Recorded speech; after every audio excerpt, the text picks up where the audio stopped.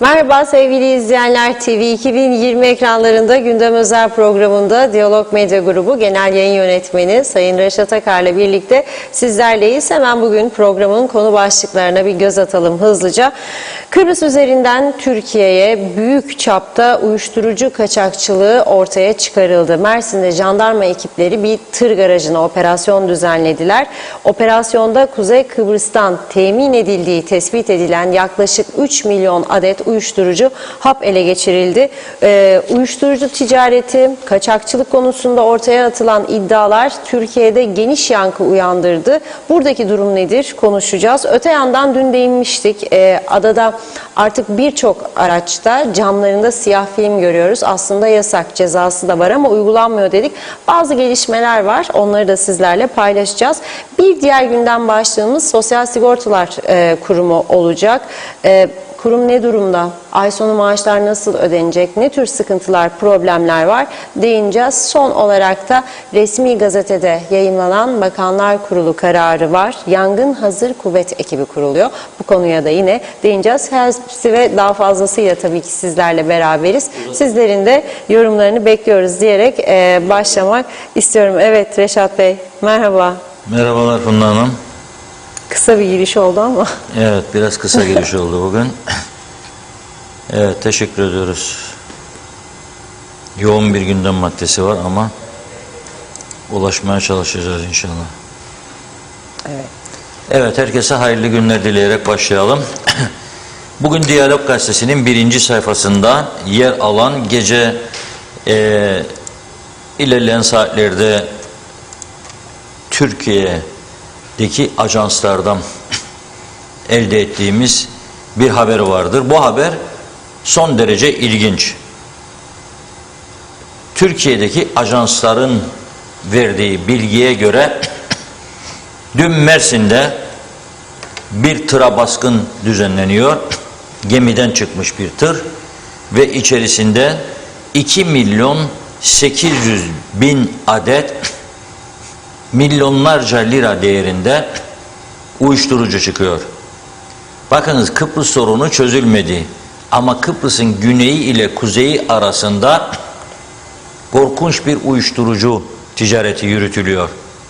Ve bu işin artık büyük patronları olduğu da kendini gösteriyor. KKTC'yi yönetenler, biraz sonra geleceğim, sosyal sigortalar falan filan nasıl ödenecek bu ay? Maaşları ödeyebilecek para bulamıyorlar. Sağlık Bakanı diyor ki çok zorunlu, çok önemli hastalıklar için gerekli ilaçların dışında artık ilaç getiremeyeceğiz, para yok diyor. Hastaneye eleman alınamıyor. Sağlıkçı, yani doktor falan filan, neyse. Birçok alanda sıkıntı yaşanıyor. Öğrencilerin burs paraları geriden ödeniyor. Taşeronlar aylarca ödenmiyor. Ciddi sıkıntılarımız var. Yollar çöktü, kimse bakamıyor.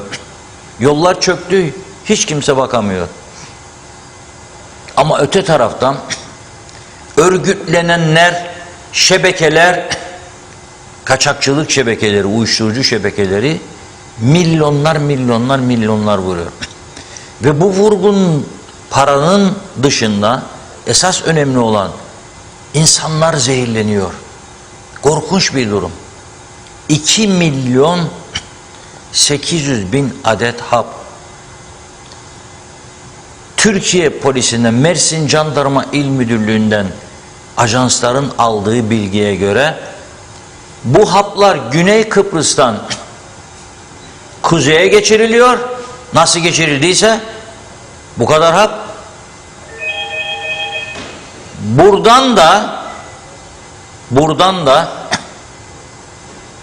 Girne üzerinden Mersin'e gönderiliyor. Çok büyük bir olay. Geçmişte Türkiye'den buraya çok uyuşturucu geldiğini biliyorduk.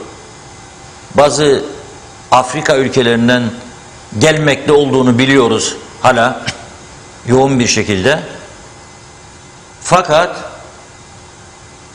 bu defa çarkın ters döndüğünü görüyoruz. Güneyden kuzeye, kuzeyden Mersin'e.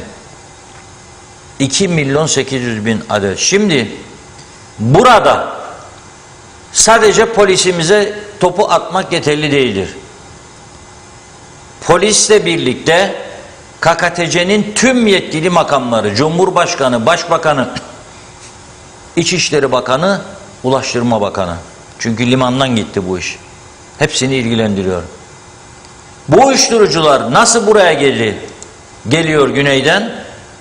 Ve nasıl olur bizim Girne'deki gümrük görmüyor bunu da gemiye yüklenip gidiyor? Bunu bulup ortaya çıkarmak zorundadırlar. Bunu bulup ortaya çıkarmak zorundadırlar. Biz burada Diyalog Gazetesi'nde her gün 2 tam sayfa vergi listelerini yayınlıyoruz.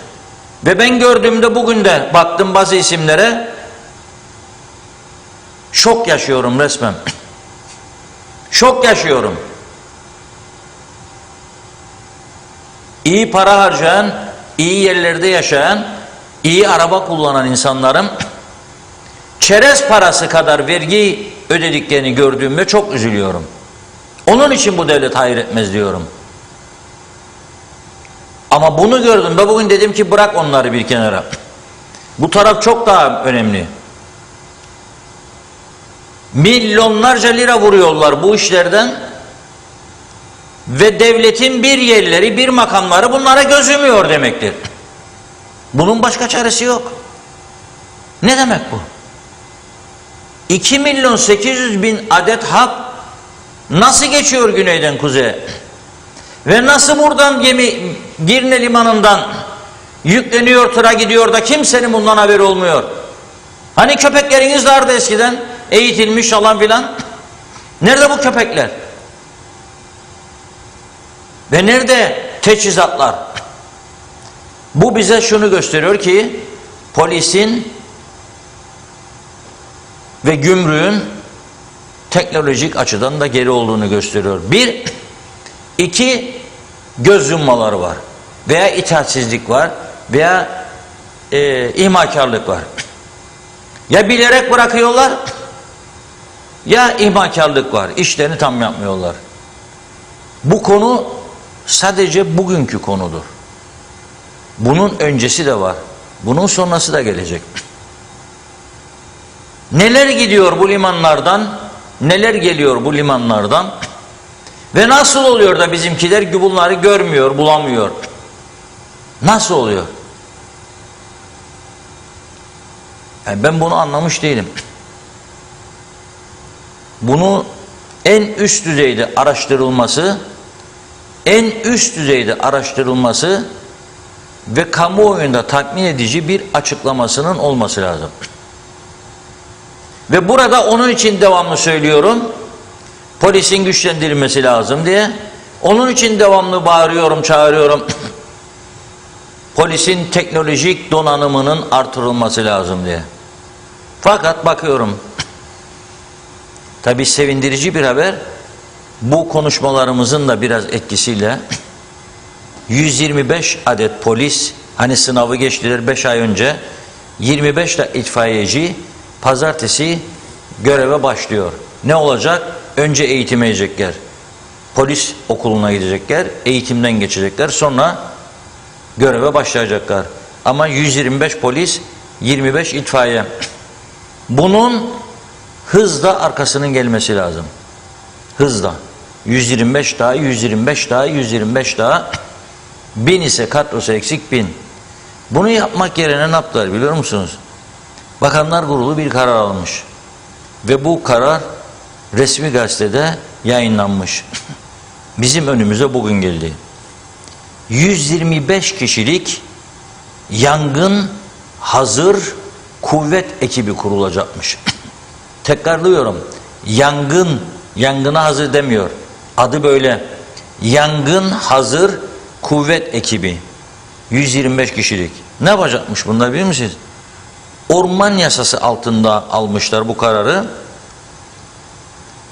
1 Nisan ile 30 Kasım 2022 tarihleri arasında 125 kişi görev yapacakmış. Ve bunların maaşları kısmi mesai çalışanları, ücretleri kaleminden karşılanacakmış. Şimdi senin aracın yok. İtfaiyenin araçlar yolda kalıyor. Bakınız son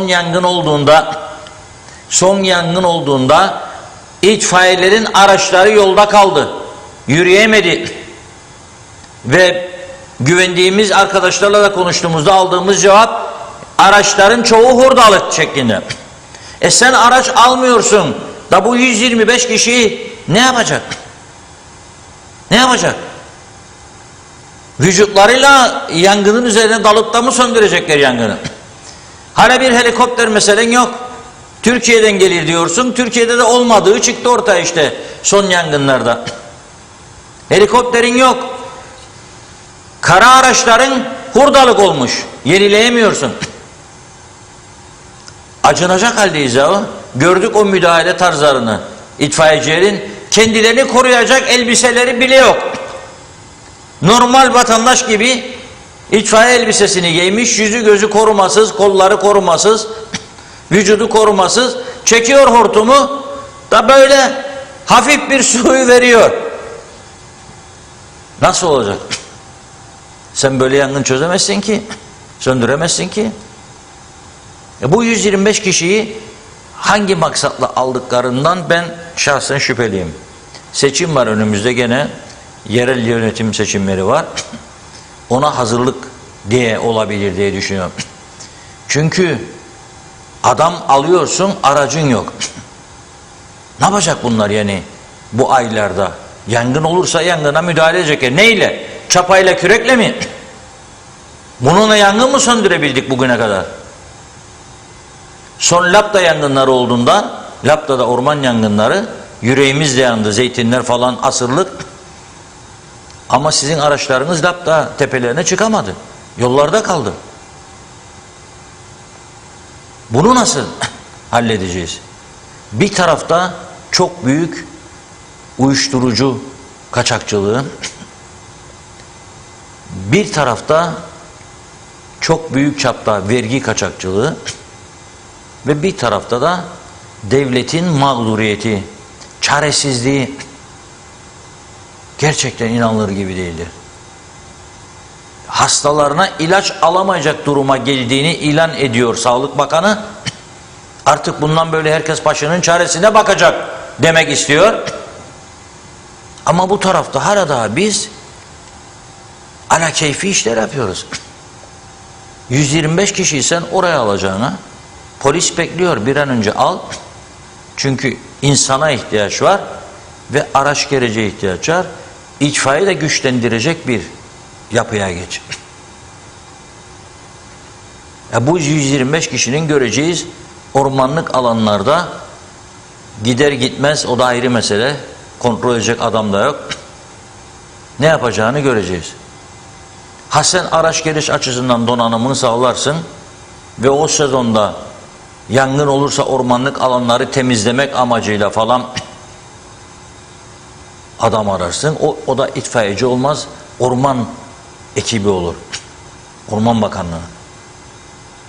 İtfaiyeci dedin mi, itfaiyeci eğitimden geçecek ve araç kullanacak.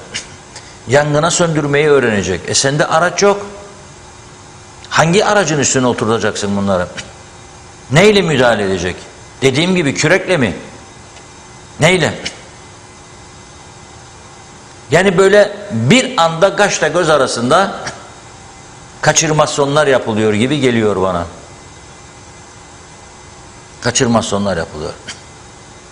Ama vergi listelerine de baktığımda çok üzülerek görüyorum tabloyu. Demek ki diyorum biz enayiler sınıfındayız. Enayiler sınıfı. Yani adamlar helal olsun, varlık durumu iyi, harcamaları iyi, her şeyi, ama bir gecelik çerez parası kadar bir yılda vergi veriyor. Ve bunu hiç kimse görmüyor. Görmüyor. Nasıl görmüyor? Bakmıyor da onun için bakmak istemiyor. Görmek istemiyor. Onun için devamlı söylüyorum, söylemeye de devam edeceğim.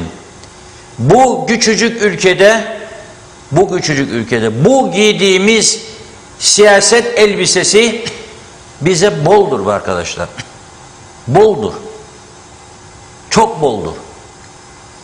Yani olmaz. Dökülüyor üstümüzden şalvar gibi. Şalvardan da büyük. Bu olmaz. Yani sen bu ülkeyi bu yapıyla, bu anlayışla hiçbir şekilde düzlüğe çıkaramazsın. Gittikçe de boğuluyorsun ve boğulacaksın. Çünkü senin giydiğin elbise senin üzerine göre dikilmiş değildir. Milyonluk nüfuslara uygun bir siyaset yapısı koydu. Onlara bile uygun değil. Yani milletvekili seçilenlerin bakan olduğu bir düzen, gösterin bana hangi doğru dürüst Avrupa ülkesinde var. İnsanlar her işin uzmanını bulup getirirler, oraya koyarlar. Her işin uzmanını. Belki milletvekili koyanlar da vardır. Ama çoğunluk uzman kişilerdir. Bizde öyle değil. O bakanlığı da yaparım diyor, bunu da yaparım. Ne o benden daha iyi mi yapardı diyor. Niye yapmayayım diyor. Tarımı da yapar, ulaştırmayı da yapar, maliyeyi de yapar, her şeyi yapar. Ne var diyor bunda? Anlamadığı için de gittiği zaman orada alt takım ne anladırsa kendine onu dinler. Ondan duyduklarını gelir bize hikaye gibi okur, anladır ya da meclistekilerine. Meyhanede savunur kendini aslanlar gibi. Sen bilir mi ya benim çektiklerimi? Adam yok be der. Bu maaşlar nereye gider ya adam yoksa? Nerededir bu adamlar? Yoksa maaşınız bu adamlar nerededir? Nasıl ödüyorsunuz bu maaşları? Kimlere ödüyorsunuz? Esas ihtiyaçlı olan yerlerde adam yok. Çünkü dışarı çıkacak. İhtiyaçlı olmayan yerlerde de bol tarafından. Nane tarlası gibi gider. Nane tarlası gibi. Ve öyle bir hale getirdi bu ülkeyi ki özelde çalışanlar da artık kaytarmasyon işine döndü. Ezici bir çoğunluk. Her kurumda var, bizde de var. Her kurumda. İş yapmak istemez kimse. Aman der. Aman der. Devlet memuru gibi saate bakmak ister. Olacak mı bu iş? Bizim bakınız, buradan ilan ediyorum.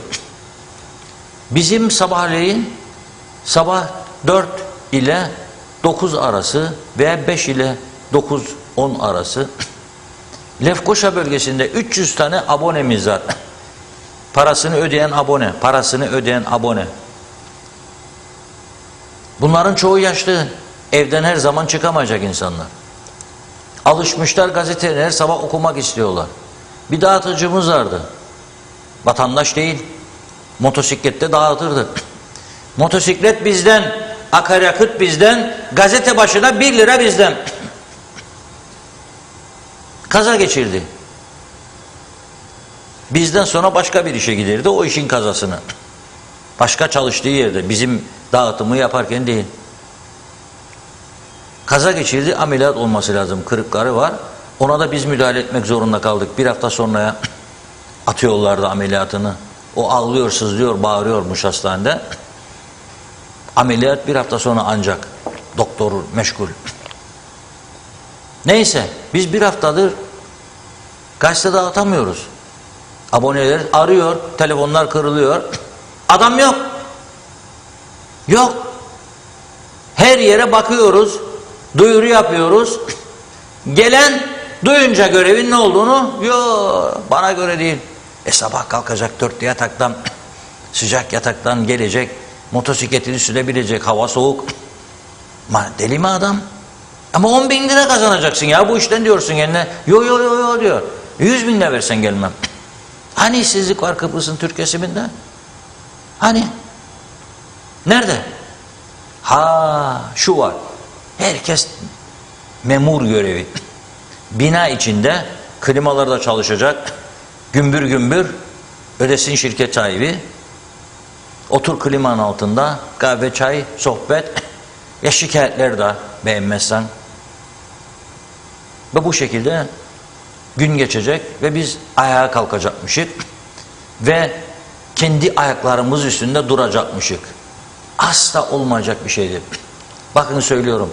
O kadar bir daha emin olarak söylüyorum ki bu ülke Eğer biri derse ki ben bunu ayakları üstünde durduracağım, lütfen gitsin bir doktor kontrolünden geçsin. Bir doktor kontrolünden geçsin. IQ'sunu falan da ölçtürsün. Mümkün değildir. Bakın söylüyorum, devlet battı diye bağırır çağırır. İnsanlar evine ekmek alamıyor, yağ alamıyor diye bağırır çağırır. Bu taraftan 125 kişi yangın hazır kuvvet ekibiymiş. Hücum diyecekler, dalacaklar yangın üstüne vücutlarıyla. Aracın yok. Aracın yok. Olanlar da orada duruyor, hurdalık. İzin verin konuşsun itfaiyecileri bakalım. Hay izin versinler konuşalım. Neyi var ellerinde, neyi yok. Ayıptır ya, Rum tarafında 6 tane helikopter var. Uçak var. Ve oradan uçak istedik, helikopter istedik. Bize gelsin yangın söndürsünler diye. Yazık. Bunları ne zaman tamamlayacağız?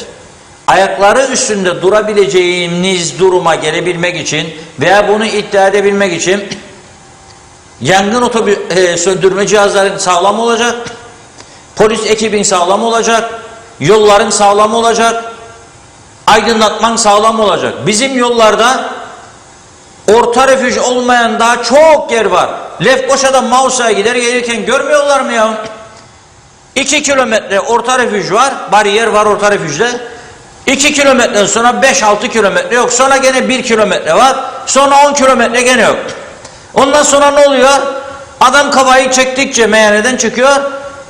Basıyor da gaza tabii. Karşı tarafa geçiyor, karşı şeride. Ve karşıdan gelen hiç suç olmayan insanın üstünde tosluyor, öldürüyor. Öldürüyor. Sonra da mahkeme buna en fazla 5 yıl, 6 yıl hapis veriyor. 7 yıla kadar yetkisi var. 5'in üstüne verdiğini de görmedim, ben duymadım. Çünkü hafifletici nedenleri koyuyormuş. Bu ülke bu mudur ayaklar üstünde durmak? Ne yapalım? Ne yapacaksın? Nasıl ne yapalım? O çerez parası aldığından da alacaksın, benden aldığın gibi. O çerez parası verenden de alacaksın. Ama Toronto meydanında, roundabout'ta Çak Ahmet, Çak Mehmet, bak Ayşecik de güler bana. Oy garanti yapamazsın hiçbir şey. Hiçbir şey var. Zaten tavla teslim bittin demektir o anda. O sana çak yapan adam zaten ne isterse yapacaksın. Nitekim bizim arkadaşların telefonlara cevap vermeyen 1-2 bakan var. Rüyamda da görmeye başladım onları. Ne oluyor biliyor musunuz? İnat olsun diye gece 11'de arattırıyorum. Partilisinden birine. 11. Dıng gibi karşılığında. Ne var bu Osman diyor. Vay Osman ha. Çünkü oy, bir oy. Ve ben sana güveneceğim, sen bu ülkeyi kurtaracaksın diye. Osman'la beraber. Ondan sonra Osman da der, ne yapacak? Abi bu yolları, bizim yollar çöktü. Git, çak yaptığına. Git sor. O da sana ne diyecek? Türkiye kesti parayı diyecek. Türkiye kıstı muslukları diyecek. Para mı var be diyecek. Bekle bakalım ne olacak. Ve sen bunu göreceksin. Ben hele o meclisteki konuşmalara bazen böyle bir bakarım. Ondan sonra derim hadi geç. Fasching TV varsa Fasching TV'ye biraz moralin açılsın, moralin düzelsin. Güzel mankenler falan da bırak. Çünkü tablo bu. Ve ben medet umacağım. Şaha kalkacakmışık. Şaha kalkmak. Kaldıracaklar bizi şaha ama başkaları. Ben çok uzak olmadığını görüyorum. Ve inşallah olur diyorum. Çünkü bu şekilde dibe vurma ne demek ya? Dibe, daha da dibe, daha da dibe. Ne demek? Bir avuçluk benim Girne limanımdan tırlara yüklenecek milyonlarca hap, uyuşturucu ve ben bunu görmeyeceğim. Ve o birilerin cesaret edecek 6 kilo, 16 kilo uyuşturucuyu bavula koyacak getirecek Ercan'a. Ve tesadüfen biri bana ihbar etti diye ben çıkaracağım onu ortaya. İhbar etmesi yok. Nerede sizin köpecikleriniz vardı? Dolicikler, molicikler isimler de vardı enteresan. Kim çektirdi köpekleri oralardan? Kim çektirdi bu köpekleri oralardan? Neredeydiler? Evet, polis sayısı azdır. Ama ben en güvendiğim kurumların başında gelir. Askerimiz, polisimiz ve yargımız. Rica ediyorum onlardan hiçbir baskı altına girmeden bu konulardaki cesaretliliği göstermek zorundadırlar. Bu şekilde olmaz. Ama polise de yardımcı olması lazım. Ülkeyi yönetenlerin. Adam yetersiz. Hırsızlıklar diz boyu. Ne olacak bu iş? Fakirleşme arttıkça bakın mahkemeye çıkarıyorlar o çok uzaklardan gelenleri. Suç işleyen. Beni diyor memleketime yollayın. Parasız kaldığım için çaldım diyor. Ben bundan ne bekleyeceğim? Ha, memleketine gitmesi için polis yazacak ilgili bakanlığa, ilgili bakanlık yazacak maliyeye, maliye diyecek dur bakalım para yok, beklesin. Aynen böyle yönetilir bu ülke. Yok para ya, bekleyin biraz da uyduracak. Nereden gelecek? Gökten mi yağacak? Sen para toplamıyorsun ki zaten doğru dürüst. Sen toplaman gereken yerden para toplamıyorsun ki. Bunu yapabilecek durumda olsan tamam. Ama yok. Ben görmüyorum. Böyle bir istek de görmüyorum. Varsa gören söylesin bana. Böyle bir istek de görmüyorum. Ve gene polisle ilgili geçeceğiz mesajlara tabii. Çoğaldı, Funda Hanım sancılanıyor orada. Ama dün bir konu getirmiştim burada gündeme. Gara arabalar. Siyah film çektiriyorlar şu. Allah'ın işine bakın siz. Dün burada konuştuk. Ben bugün tabii beklerdim böyle sokaklarda. Bütün polis, bina içindekileri de döksünler. Hatta askerden yardım istesinler. İsteyebilir, hakkı vardır. Hiç kimse engel olamaz kendisine. Ve başlasınlar toplamaya. Bizimkilerin yapacağı yok. İnşallah yaparlar. İnşallah. Ha, 700 lira caydırıcı mı? Ceza değildir. Ama başla bir yerden.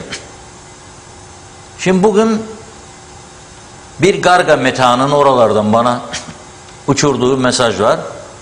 Çok iyi çalışan bir Garga. Diyor ki ne oldu bilir misiniz bugün? Ne oldu? Bizim arkadaşlardan bir tanesi böyle garatlı arabayı diyor. Tabii ben ne bileyim işte orada muhaciret memuru diyor. Arabanın şeyine bakacak, bakma yetkisi yoktur. Adam verdi kimliğini, geçecek. Ne zaman geldi gitti diyor Rum polisin önüne. Polisi atılmış çıkmış. Karakol sorumlusu dışarı. Bu ne demiş? Kamerada görüyorlar ya. Geri demiş. Sen bu arabayla buraya giremezsin. Bana bugün teşekkür ediyor. Dün diyor konuştun diyor, söyledin diyor, gazetede çıktı.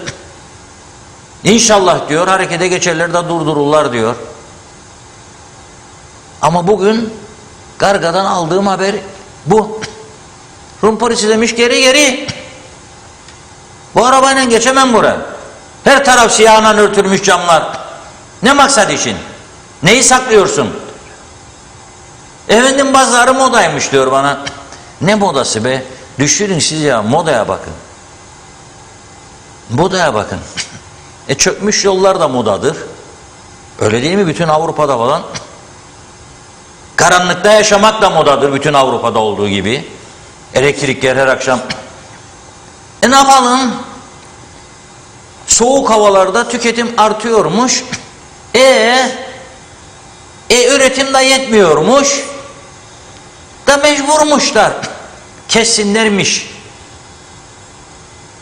Biz de ne yapıyoruz vatandaşlar olarak? Facebook kullanımında bir numara, Instagram falan. Hatta dikkat çekiyorum, boşanmaların en önemli nedenlerinden biri haline geldi. Daha da gelecek. Ve aklı olan insanlara sesleniyorum. Elinizi fazla sürmeyin bu Facebook'muş, Instagram'mış. Çünkü daha artacak aile içi savaşlar. Onun için layık yaptın, bunun için yapmadın. O yazdı bir mesaj, ben de ona vereyim bir mesaj. Ben görüyorum. Annesine, kardeşine mesaj verenler başladı. Sana göstereceğim gününü diyor. Anam da olsan, kardeşim de olsan diyor. Kültür bu duruma geldi arkadaşlar. Kusura bakmayın. Onun için söylüyorum.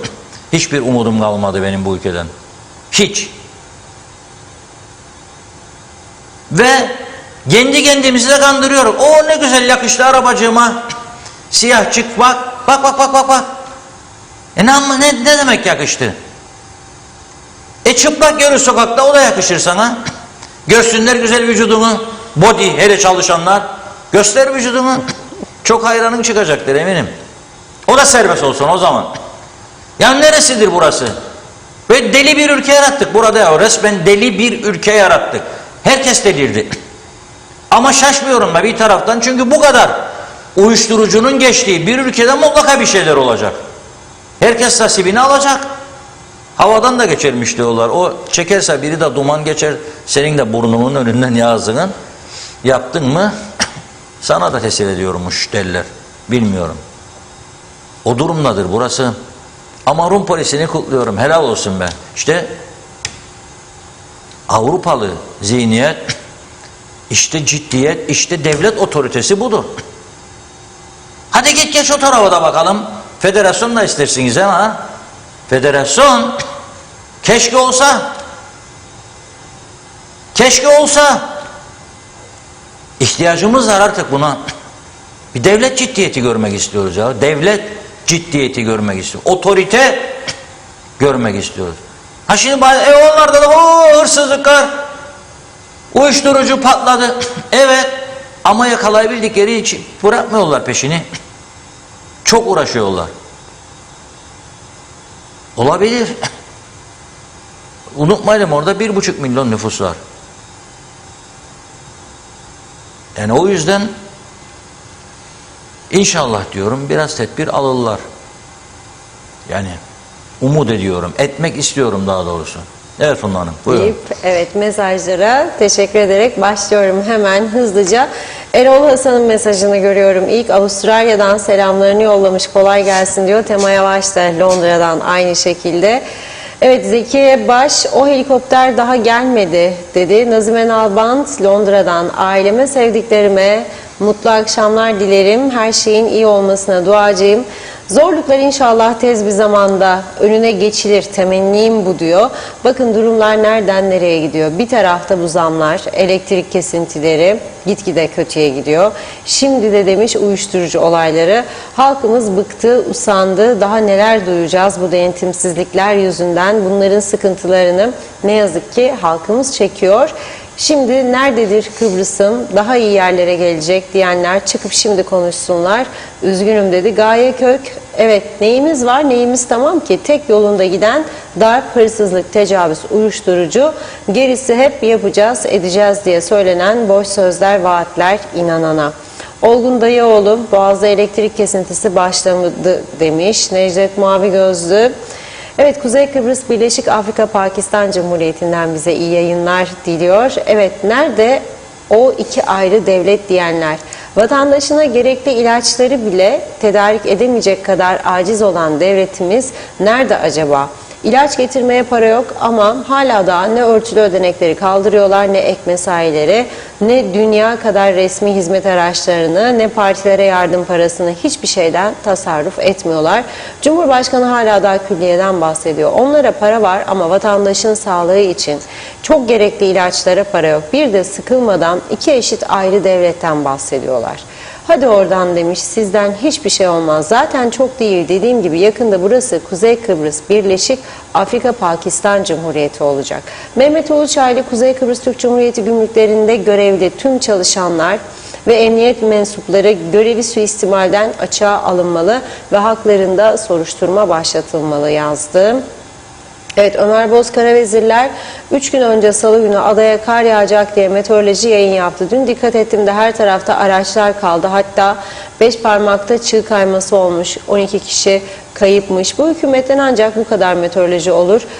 Yok başka tarafımızda hayır olacak diyor. Mehmet Uluçaylı, devlet sağlıkta vatandaşına yardımcı olamayacak duruma geldiyse birlik olması açısından istifa etmelidirler. Demek ki biz bu gemiyi yüzdüremiyoruz. Zehra Sencer Karpaz'dan sevgilerini yolladı. Süpersiniz diyor. Çok teşekkür ediyorum ayrıca Zehra Hanım. Kudret Eriz, bu sistemi her Kıbrıslı bilir. Tüm giriş çıkışlarda her tüccarın, her gazinonun bir memuru veya bir polisi vardır. Ya bu gece geliyoruz ya bugün nöbetteyim diye bilgi veriyorlar. Hadi gelin ayıklayalım bu pirincin taşını nacizane. Ayşe Güner Mertcan, selamlar. Öyle anlaşılıyor ki ülkemizde hem kalburüstü şahıslardan hem de kalburaltı şahıslardan hepimizi çalanlar vardır. Londra'dan Güner Bey yazmış mesajı. Selçuk Uskan, bugün annem Erdal Uskan'ın doğum günü, bir moral verebilir miyiz? Teşekkür ederim demiş, 79 yaşında. Maşallah, sağlıklı, mutlu nice yıllarınız olsun. Cengizhan Refikoğulları iyi yayınlar diliyor. Muhammed Kılıç, bunu iş için yazdınız herhalde. Ben gelirim dedi. Mehmet İnancı, hoş vakitler değerli dostlarım, hayırlı yayınlar, sağlıklı günlere hepimize. Necdet Mavi Gözlü, bizde her şeyi doktor milletvekilleri yapıyor. Yaptıkları her şey de ortada. Hiçbir işimizde hayır yok. İş bilenin kılıç kuşananın derler. Sanki doktor olmak her işten anlamak demektir. Böyle bir dünyada yok arkadaş. Doktorlar kendi işlerini yapsınlar. İnsanlara daha faydalı olurlar belki. Sayarak selamlar. Sinir dökmeden, sınır geçmeden bir millet sevgisiyle kendi sorunlarımızı halledelim demek istediniz. Sonunu ben doldurdum. Orada eksik kalmış. Selçuk Uskan, Kuzey Kıbrıs Türk Cumhuriyeti dünyadaki ülkeler içerisinde refah bakımından kaçıncı sıradayız bilen var mı diyor. Mehmet Uluçaylı, Rum tarafında yangın helikopteri varsa bizde çalışacak yangın ekibinde de Şinya dalı var demiş. Hasan Nihat Erduran, ambargolu ekonomi olmaz ki. Bütçe olsa o yol projelerini yapmak çocuk oyuncağı. 58 yıldır ambargolu hayaletiz. Maalesef durum budur. Yılmaz Nasiboğlu, Reşat Bey, bugün birçok yerde elektrik kesik olduğu için trafik ışıkları çalışmaz. Çok önemli. Evet. Bu ışıklara bir güneş paneli koymak çok mu zor diyor. Hiç değilse kazalar önlenmiş olur. Hasan Nihat Erduran, sizin vergi sayfaları durumu gösterir. Vergi cennetiyiz der ahaliye. Mehmet İnancı, Reşat Bey, ne tünel kaldı ne mum ışığı. Benim tahminim 15-20 yıl sonrasında belki düzelir. 47 yıl halkı uyuttular. Sonrası Lafazanya yönetimi, bugünlere kadar geldik. Yılmaz Nasiboğlu, bir bakıyorum Lefkoşa Belediyesi durmadan yolları boyuyor. Günümüze her renk bordür taşı yapmak mümkün. O renklerde bordür taşları yapmak yerine niye durmadan boya kullanırlar? Yaptıkları boyanın ömrü de bir ayı geçmez. Soner Sabiler, Londra'dan selamlar. Sonunda Maraş'ı da Mausa Limanı'nda kaybedeceğiz. Sonuç öyle olacak. Hayırlı yayınlar, kolay gelsin dedi. Sayar Aker, teşekkürler Sayar Bey. Teşekkürler TV 2020'de yazdı. Mehmet Akın, uyuşturucu satıyorlar, kullanma oranı artıyor. Gençlerimiz felakete sürükleniyor maalesef. Bugün Girne'de üst yolda polis çevirmesi vardı. Necdet Mavi Gözlü, Afrika kökenli insanlar buraya geldikten sonra demiş, uyuşturucu tavan yaptı. Bunların tümünü en erken bir zamanda bu memleketten göndersinler, yoksa daha uyuşturucu konusunu çok konuşacağız. Önceleri gramla duyuyorduk. Daha sonra kilo duymaya başladık. Yakında tonla uyuşturucu yakalandı diye duyacağız. Bütün dünya bizi kıskanıyor diye de eklemiş mesajın sonuna Necdet Bey. Doğan Falyalı, para yok, nasıl olsun, veren yok, alan yok. Herkes memnun, daha ne olsun, fakirlik cabası. Selçuk Uskan, Fashion TV'nin sahibi benim akrabamdır. Yeğenimdir, inanması çok zor. Fransa, Paris doğumlu. Babası akrabamızdır demiş. Yakın Tahsin adam yeğenimdi. Galiba Tahsin'in oğluymuş, öyle anladım. Babası uzun yıllar Fransa'da Cumhurbaşkanı hukuk müdürlüğü yaptı. Profesördü, vefat etti. Yıllar önce ben yazmaya başladığımda Reşat abi diyor Fashion TV demişti. Evet, yabancı değiller, Kıbrıslıdırlar demiş. Büyük iş insanları oldular. Yaşar Aracı, İyi yayınlar, üzüm üzüme baka baka kararır diyor. Bakıyorum Sayar Aker, arabaların açık hava müzesi Kuzey Kıbrıs'ta, düşe kalka gidiyoruz, paramız varsa geziyoruz. Ali Dere Seven, Reşat Bey, demek ki bu ülkede hiçbir şey düzelmeyecek. Batmamıza sebep olan eski hatalara aynı şekilde devam ediliyor. Bunları engelleyen hangi büyük güçtür ki kim gelirse gelsin aynı yolda gidiyor. Erdoğan Çalışkan, her gün zam, halk düşmanı bir devlet. 1 litre süt 15 küsür lira oldu, bira da 7-8 lira. Ülkede adaletten konuşmasın kimse demiş. Başından geçen bir olayı anlatmak isterim. Evet, Lefkoşa içinde otel güvenliği kişiye selam vermek istedim. Yüzüme bakan adam görmedi beni. 2 kere seslendikten sonra fark etti. Ne oldu abi diye sorduğumda daha ne olsun ne yapayım? 3 çocuk, eşim, ben. Eşim çocuğa bakmadan işleyemez. Benim param ay ortasını getirmez. Ne yapayım, intihar mı edeyim? Savaş çıksa kurtulsak dedi. Tek umudu savaş. Teşekkürler diyor. Bir iki mesaj okuyup ara verme vakti. İsmail Kızılşahin hayırlı akşamlar demiş. İsmet Ezel köpekler öldü yazdı. Hasan Nihat Erduran, bizde bazı Türkiye polisi o jelatini anahtarla çizer ve sökmeye zorlar, ceza yazmasa bile. Nilüfer Canova, sizi tebrik ediyorum. Reşat Bey, tespitleriniz çok doğru ve cesurca söylüyorsunuz. Hislerimize tercüman oluyorsunuz. İyi ki varsın demiş. Evet, Zafer Erbekir de diyor ki yalnızca zam yapmasını bilirler, yazıklar olsun dedi. İsmail Kızılşahin, seçimlerde verilen hiçbir şey yapılmaz, sadece insanları kandırma diyor. Emine Beyaz Yüz Karzıoğlu, evet, Karşıyaka'da da elektrik yok demiş. Evet, elektrik mesajları gelmeye başladı. Yaşar Aracı, Lefkoşa'da 2 tane istasyona gittim, benzin yok dediler. Birçok insan benzin ucuzladığı için vermiyorlar diye şikayet başladı. Benden söylemesi diyor, yetkililer bir açıklama yapmalılar. Son mesaj Vedat Özkan'dan okuyayım. Ankara'dan Kuzey Kıbrıs Türk Cumhuriyeti'ne selam ve sevgiler. İyi akşamlar, iyi yayınlar diliyor bize. Evet, çok teşekkür ediyoruz. Devam edeceğim mesajlara. Şimdilik sözü Reşat Bey'e bırakayım. Bırakayım mı Reşat Bey? Evet, teşekkür ediyorum. Tamam. Özelden de çok sayıda mesajlar. Çok teşekkür ediyorum güzel mesajlar için. Şimdi elektrik kesintileri başladı diyor vatandaşlarımız. Doğrudur, başladı. Şimdi elektrik kurumundan gelen bir açıklama var. Diyorlar ki üretim yetersizliği ve yatırım eksikliği. Bakın tekrar ediyorum. Üretim yetersizliği ve yatırım eksikliği yüzünden her gün 16:15 ile 22 arasında birer saat dönüşümlü olarak elektrikler kesilecektir. Meteorolojiden de gelen bir haber vardır. Soğuk hava devam edecek, 4-5 derece daha düşecekmiş hava sıcaklıkları. Onun için diyorum, battaniye daima yanınızda olsun. Mutfağa geçerken de yanınızda olsun. Giderse elektrikler, yemeği de koyduğunuz yemek zorundasınız. Mumlar da hazır olsun. Mumu yakarsınız, örtünürsünüz battaniyeyle, yemeği yersiniz. Sonra salona geçtiğinizde bir mum da orada, orada da battaniyeyle. Geçecek bugünler inşallah. Geçecek de nasıl geçecek bilemiyorum. Yatırım eksikliği diyor. Ne kadar para isten acaba yatırım için? Ve bu para nerede? Hayır, soruyorum, nerede bu para? Senin zaten 1,5 milyar borcun var. Senin 1,5 milyar hala hazırda borcun var ve faizlerini bile ödeyemiyorsun.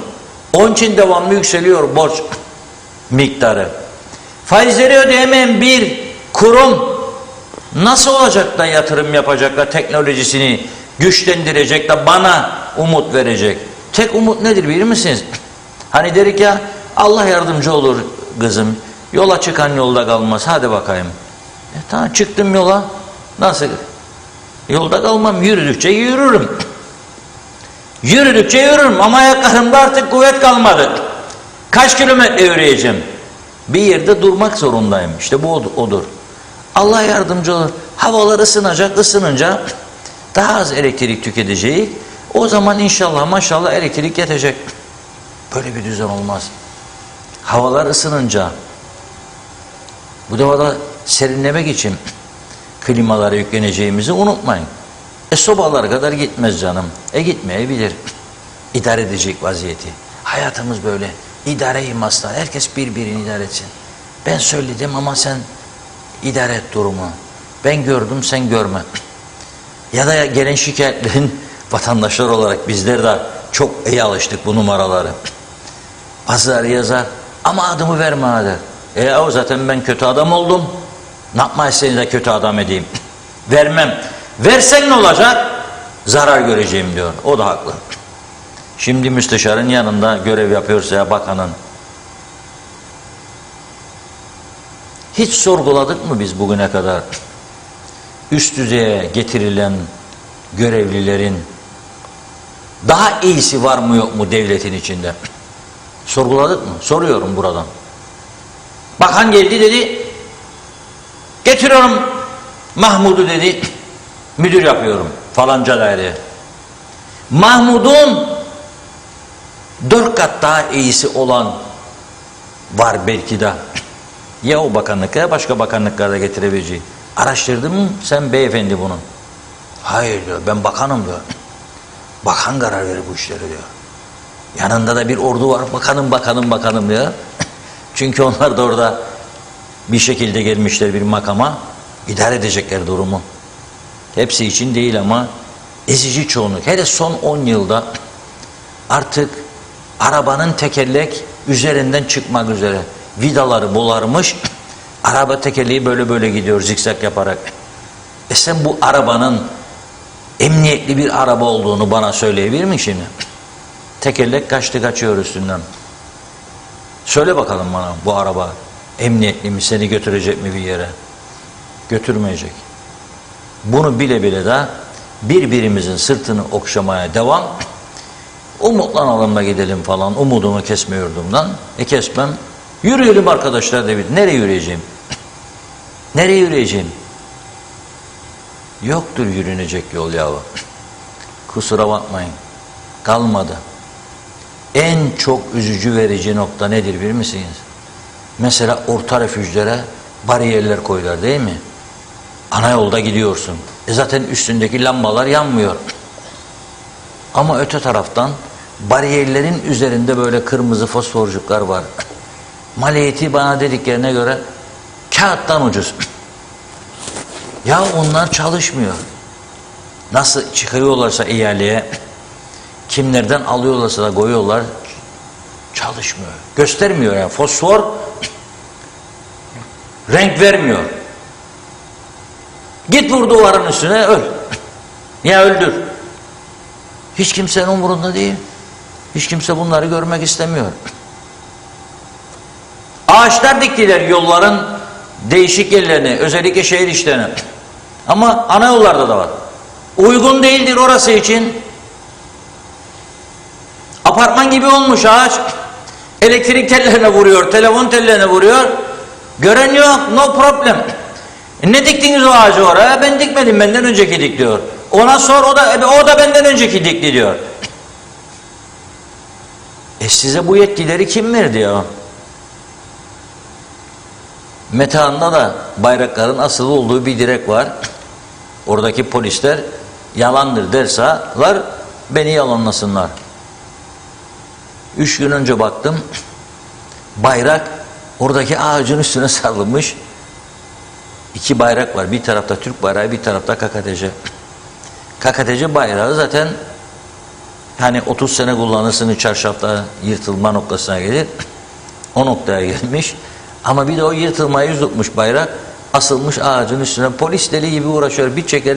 Hani resmi törenlerde indirirler çıkarlar bayrağı ya. Ya bayraklar yarıya indiğinde iner. Öyle bir durum yok. Ağacın dalına asılmış, indirmeye çalışıyorlar. Bir orada şeyler de var. Kameralar var, radarlar var falan. Hepsinin önünü kapatmış. Geçen daha söyledim 3 ay 4 ay önce sağ olsunlar. Duydular. Gittiler biraz ağacı budadılar. Ağaç gene büyüdü. Durum karmakarışık. O Metehan'ın çevresine gidiniz bakınız bir alet tabela var. 15 sene 14 sene önce konmuş tabelalar.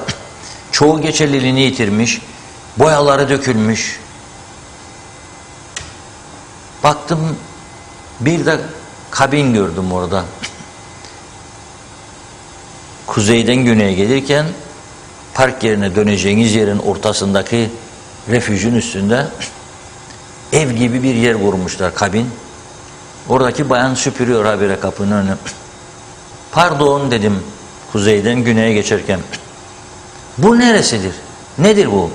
Odacık dedim. Turizm tanıtma ofisi efendim dedi.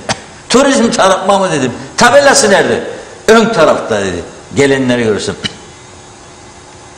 Ne yaparsın burada? Broşür vererek dedi. Ya ben gerçekten bana birisi davet yapsaydı, başka ülkeden gelsem, bu ülkeyi gördüğümde ilk yapacağım iş dava ederdim bütün kadrolarını bu ülkenin. Çünkü çok güzel bir ülke, doğal güzellikleri var, tarihi özellikleri var, çok güzel, ama siz bu ülkeyi mahvettiniz. Dağları oydunuz, oymaya devam. Dağları oydunuz, oymaya devam. Betonlaşmaya devam. Deri yataklarına, inşaata devam. Ve aldınız mi diyor. Aferin ya, verin. Vermeye. Sonra da Dünya Çevre Günü'ymüş, bilmem ne günüymüş. O günlerde bana bir yıl masal hikaye okuyorlar. Çevreye sadık bilmem ne. Hadi yapın bakalım, yapmazsınız. Çevre örgütleri de usandı bu işler artık. Hiç konuşmazlar bile. Canımı mı yiyeceğim diyor adam. Konuşuruk. Dinleyen yok. Hele bir de gidip mesela randevu olup bakanı ziyaret ederseniz, randevu isterseniz 10 gün 15 gün, bakan bey çok yoğun derler. Yoğun mu? Mesela ne yapıyor? Sabah 7'de işe başlayıp birimleri denetliyor, falan köy falan şehir bilmem ne, gidip gözetliyor, orada toplantı yapıyor, insanları çağırıyor, tedbir alıyor falan. Var mı böyle bir şey? Yok. Nedir yoğunluk? Delege melege ziyareti. Arkadaş işi. Ya başka şeyler. 15 gün 20 gün bunlara bekletiyorlar örgütleri. Verecek, aklımızdadır, verecek. Sayın Bakan size verecek. Gidip söylerseniz orada telefon elinde başka şeyle uğraşır. Ya da çare bir not alın. Kızım bakayım da bakalım ne yapacak bu konuda. İşrahat yok. Veya şuna sarılırlar. Ya bu yasalar, bu anayasa elimizi kolumuzu bağlıyor. Biz de istemez mi ilk yapalım yani? Ama ne yapalım? Bir taraftan da parasızlık. Dursun Bey vermez. Ondan önce Maliye Bakanı kimse onun adı.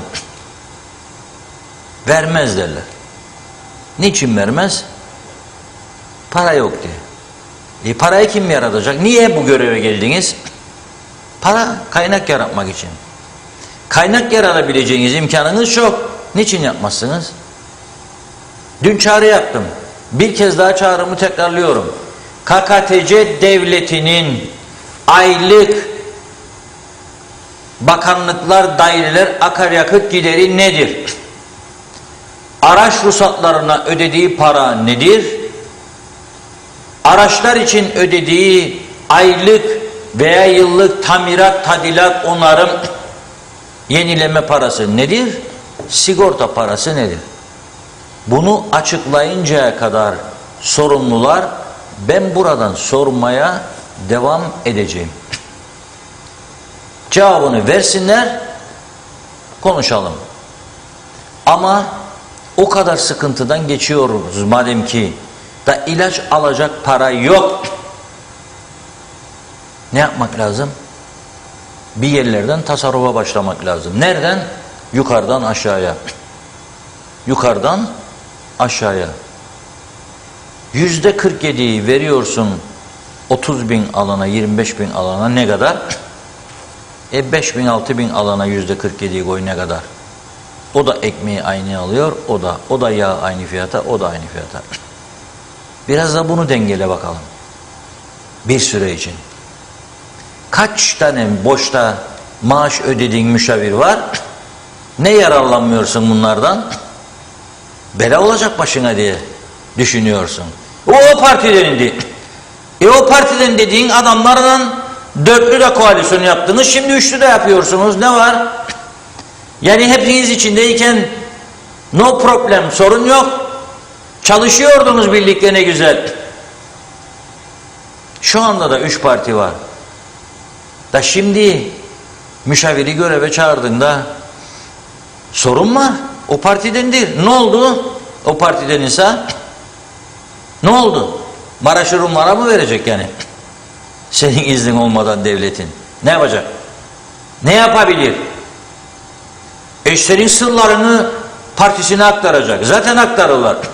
Bırak partisine. Rum tarafına satarlar ya. Bayrak Radyo Televizyon Kurumu'nun bütün arşivlerini verdiler. Mausa Limanı'ndan askerin indirme bindirmesinin fotoğraflarını verdiler. Bir metrelik diyor Rum İçişleri Bakanı gımıldama olsa diyor kuzeyde anında haberimiz olur diyor. Nereden oluyor?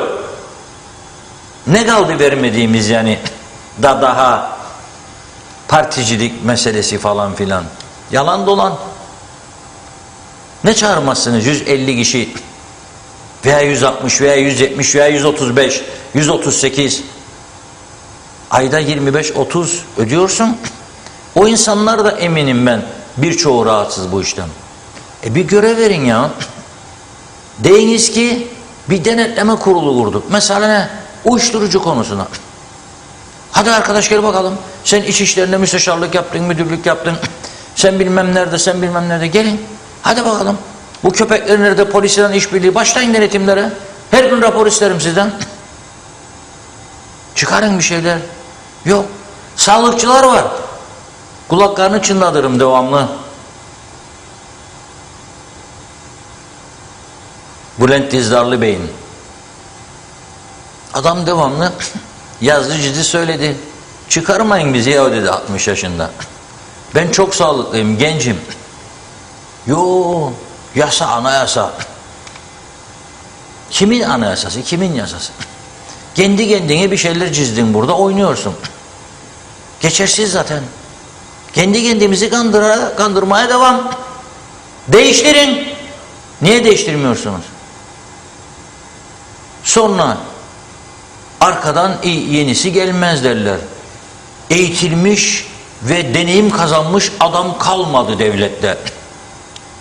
Siz yarattınız düzeni ve aynı pistin üstünde aynı şarkıyla, aynı türküyle oynamaya devam edersiniz. Ya Mustafa, ya Mustafa. Rumlar da bizimle bu şarkıyı dinleyerek alaycık ederler. Hadi ne Mustafa der. Şarkıyı da koyar üstüne alay eder. Sen de burada gururlan. Forever de sen de istediğin kadar. Kimse duymaz seni. Sesiniz ancak bize, buradaki vatandaşlara kadar geçer. Kaldı ki şimdi vatandaşlar da duymaz. Sorun gençlere bakalım kaç tanesi televizyon izlemektedir ya da gazete okumaktadır. Sorun bakalım. Neredendir bu? Üniversite patlaması yaptı KKTC. Kaç tanesine gazete okudur profesörleri acaba? Ya hiç aklınızdan geçmez mi bir günde bu eğitim toplantıları falan yaparken ya bizim ülkemizde bu kadar kültür gerileri, gençler hiçbir şey bilmez. 1 Ağustos'u sorar kendisine, mikrofon uzatır gazeteci, adam der 1 Ağustos adanın en sıcak günüdür der. Ama tatilsin der ki ne ondan dolayı mı? Evet ondan dolayıdır der. TBT nedir der, ne bileyim ben der. Dedem ben babam bir zaman söylerdi der ama ben bilmem der. Böyle bir gençlik yetiştiriyorsunuz. Sonra da vallahi billahi federasyon veyahut da vallahi billahi forever tiyarensi federasyon olsa nasıl o eğitilmişlerin içinde iş bulacak bu gençler? Bak şimdi de istemiyorlar diyorum. Motosiklette 3 saat günde gazete dağıtacak gelsin buraya. Motor benden, benzin benden 10.000 lira da kazanacak. Hadi gelsin. Gönderin bakalım. Yo der. Ben bunun için mi okuttum çocuğumu ya çocuğu? Ben bunun için mi okudum? Tamam canım senin de profesör olman lazım. Bu zaten çok dolu. Ne olacak 100.000 tane daha, 100 tane 1000 tane daha profesör artına? Soracaklar sana günü geldiğinde iş başvurusu yaptığında ne iş yaparsın? Ya profesörüm diyeceksin. Gururlanarak. Diyecek adam. Ben diyecek profesör olamadım. Doçent de olamadım. Düz bir adam. Nasıl seni interview yapacağım? Senin durumuna ayıp olur. Sen diyecek başka işe başvur. Ben memur yahu. Memur. Ya Amerika'nın, İngiltere'nin en iyi okullarından mezun doktor arkadaşlarım var. Güneyde tanıdığım birkaç tane. Mecbur oldum. Gittim, yakınlarımı götürdüm falan filan. Tanıştım. Hiçbiri profesör değil. Hiçbiri. Doçent falan da değil. Bilmezler ne olduğunu zaten. Ama çok övünürler. Arkasında sıralı 15 tane diploma, sertifika, her sene 2 tane kurs, katıldığı kurslar. Böyledir. Bizde kocaman kaç tane diploma, profesör. Tamam, gücenmesin bana. Çok iyi profesörlerimiz de var. Saygıyla da anarım. Ama biz çorbayı kaçırdık ya, tuzunu tadı kaçtı. Kaçtı. Ne güzel dedi geçen gün birisi. Çok güzeldi çorbanın tadı dedi. Bir yakınım anlatıyor. Bayıla bayıla yedik diyor. Makarna da diyor çok güzeldi. Neden dedi?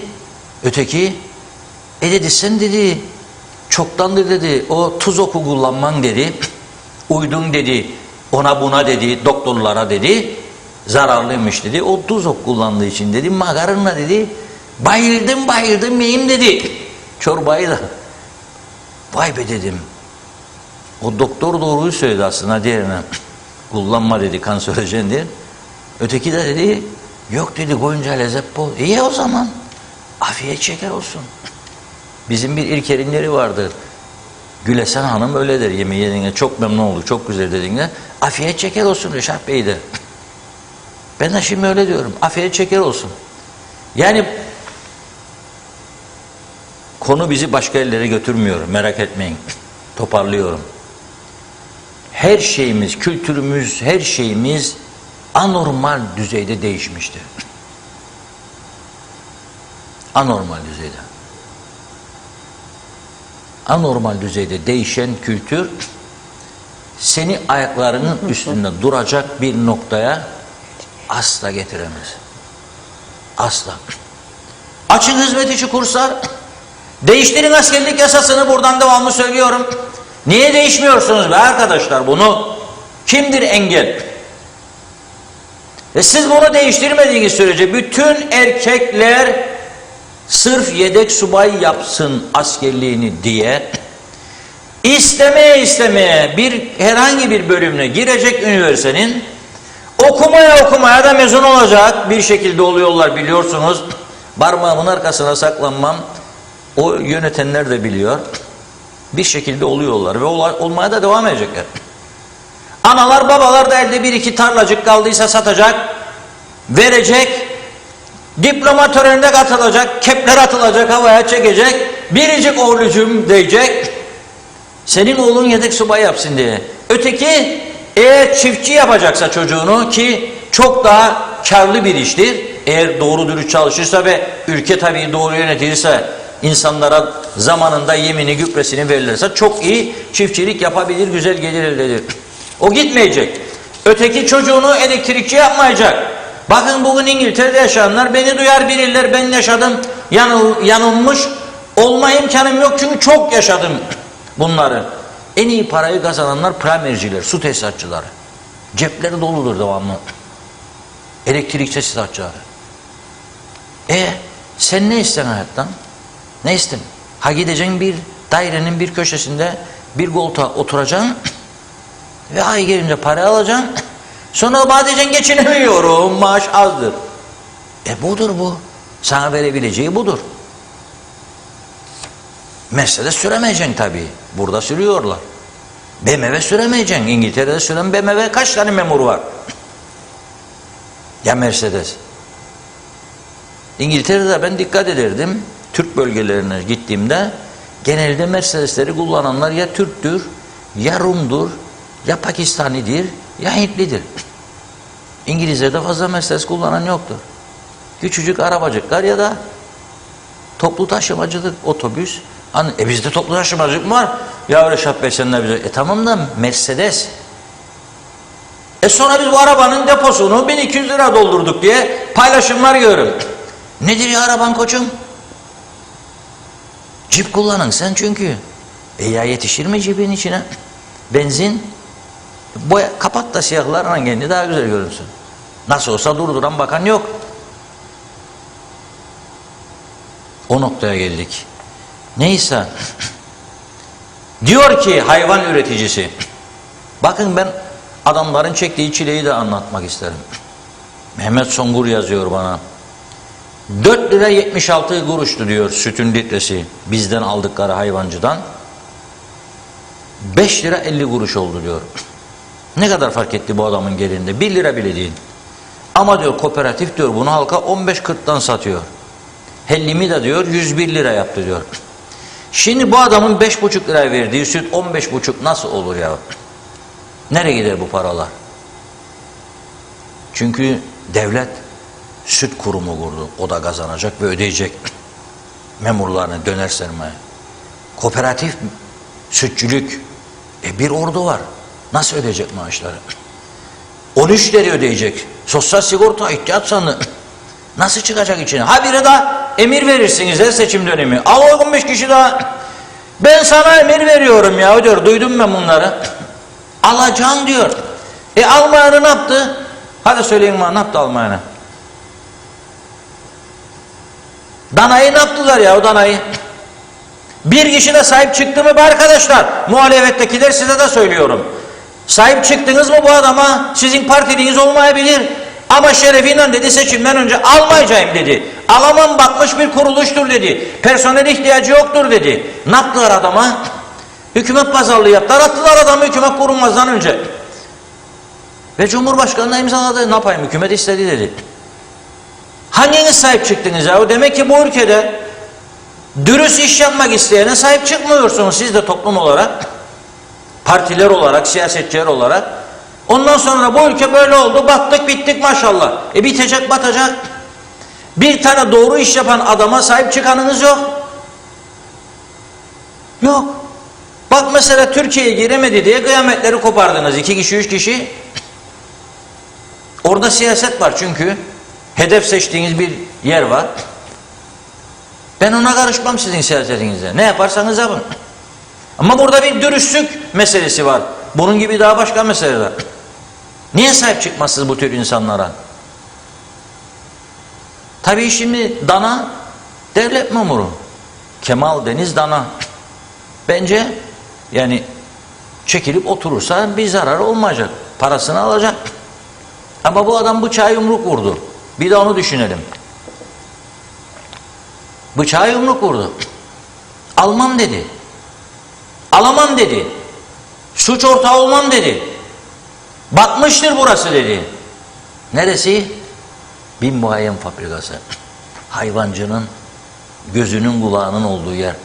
Sözde hayvancıyı desteklesinler diye bunları kurmuşlar zamanında. Toprak ürünleri de öyle. Kooperatif Merkez Bankası'nın kuruluşu bu. Nerede bu insanlar şimdi? Nasıl destekliyorsunuz siz? Bak hayvancı 4.76'dan 5.50'ye verir sütü. Siz satarsınız 15.40'a. Şimdi bana söyleyecekleri şu teknolojik şeyler maliyetler artmıştır. O tetrapaklar var ya. Siz biliyor musunuz bir tetrapak kaç paradır? Biliyorum da personel maliyetlerini de ekleye üstüne de söyle bakayım nedir? Ayır'daki personel bu tetrapak bu de.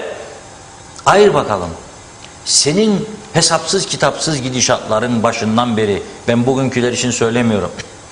Doldur babam her seçim dönemi. Doldurdunuz. Doldur babam. Doldurdunuz. Şimdi de böyle. Peki Mehmet Ali Talat Bey'in kulakları çınlasın. Bizi dinliyordur mutlaka. Meraklıdır. Cumhurbaşkanı olduğu dönemde hani Annan planını onayladık. Kofi Annan dönemin genel sekreteri ne dedi Mehmet Ali Talat Bey bilir misiniz?